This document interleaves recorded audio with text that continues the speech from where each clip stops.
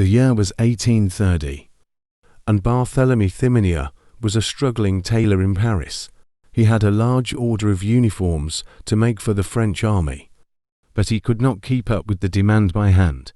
He needed a faster and easier way to sew.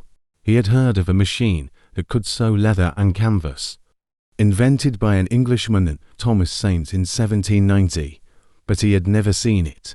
He decided to try to make his own version, using a single thread and a hooked needle that formed a chain stitch. He worked on his machine for months, until he finally had a working prototype.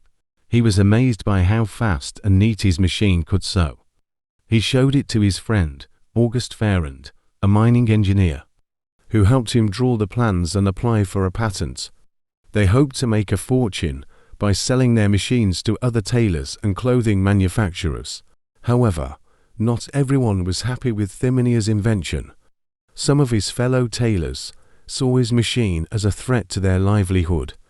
They feared that the machine would replace them and make them lose their jobs. They formed a mob and attacked Thimonier's workshop, where he had set up 80 machines to make the army uniforms. They smashed and burned his machines and chased him out of the city. Thimonnier escaped with his life, but he lost his dream. He tried to rebuild his business, but he faced more opposition and competition from other inventors. He died in 1857. Poor and forgotten, his machine was the first practical and widely used sewing machine, but it was soon surpassed by others that used different stitches and mechanisms. He never received the recognition or the reward that he deserved for his contribution to the history of sewing.